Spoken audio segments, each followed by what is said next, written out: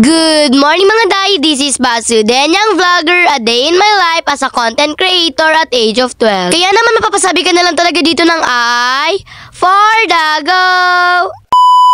Morning routine na muna nga tayo for today's video.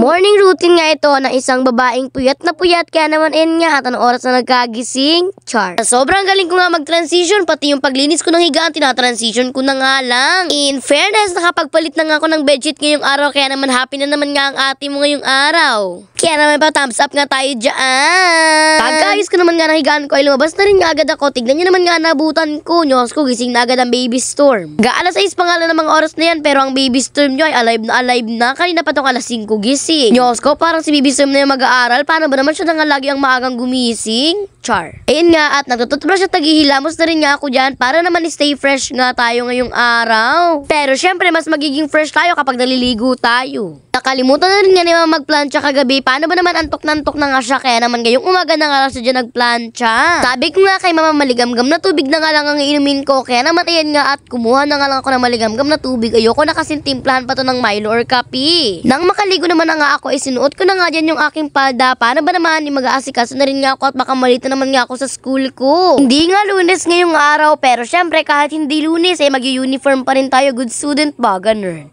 Uy, grabe naman yan. Ang aking breakfast nga ngayong araw, ayan nga, at noodles nga lang tayo for today's video. Pero syempre, naluan ko pa rin yan ng kanin. Dinagdagan na nga lang ni Mama ang baon ko para hindi nga ako magutom sa school kahit ganito lang nga yung kinain ko. At nung makalis naman na nga ako, tignan niyo naman nga niluto ng aking mama. O, diba? Para na nga raw sana yan sa palanghalian. Kaso nga lang, sabi niya nga, pwede na rin nga raw ito panggabihan. Simpleng cooking serye na muna nga tayo ngayong araw. Kaya naman, ayan nga, at panoorin nyo nga si Mama kung paano nga siya magluto habang ako nga ay wala. Hindi nyo nga carry, paano ba naman kayang-kaya pa nga ni Mama magluto kahit wala ako? Nyos ko, sinasabi ko talaga sa inyo, hindi talaga nagpapabugtak si Baby Storm kapag talaga walang nagbabantay at walang Miss Rachel. Kaya naman ang mama ko talaga minsan ay hirap na hirap din talaga magluto. Ikaw ba naman nagluluto na tapos meron pang karga-kargang bata? Sino ba naman hindi mag-i-stress dun? Adobo nga ang ulam namin ngayong araw at tinaluan na rin nga ito ni Mama dito ng saging para naman nga raw mas masarap. Sayang na rin kasi yung mga saging namin dito, baka magkanda burulok nga lang. Kaya naman araw-arawin na nga natin na pagluto natin ng saging. Char. Ayan na nga ang final touch ng niluto ni Mama. O diba? Anong oras na nga ako nakauwi sa bahay? Kaya naman pagdating ko ay nagpahinga nga lang ako at nang maluto na nga yung pagkain namin. Ayan nga, at nagsandok na nga ako dito ng kanin. Para naman hindi na nga mahirapan sila magbalik-balik pa dun sa may kaldero namin. Ganun din ba kayo? Yan nga lang ang ganap sa aking araw for today's video. Paano ba naman, napakasakit nga ng katawan ko.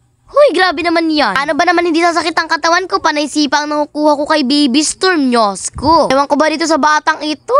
Kapag binantayan mo ay may stress talaga kahit hindi ka naman stress. Sabay-sabay na nga kami kumain sa mga oras na yan. Paano ba naman igutom na din nga ang mga person? Isipon-sipon pa nga ako for today's video. Paano ba naman kakainom ko nga to na malalamig na tubig? Bago nga matapos ang ating video, kung bago ka lang sa video ko, mag-follow ka na rin nga para lagi kang updated sa mga video ko.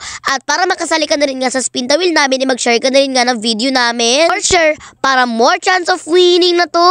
O diba, hindi mo nga akalain yung mag-share ka lang, may pambaon ka pa. Kaya naman share na yan. At dahil patapos na rin nga ang ating video, mag-like, follow, comment, share, subscribe ka na rin sa page namin. Yun lang, salamat, bye-bye, and God bless. Mua.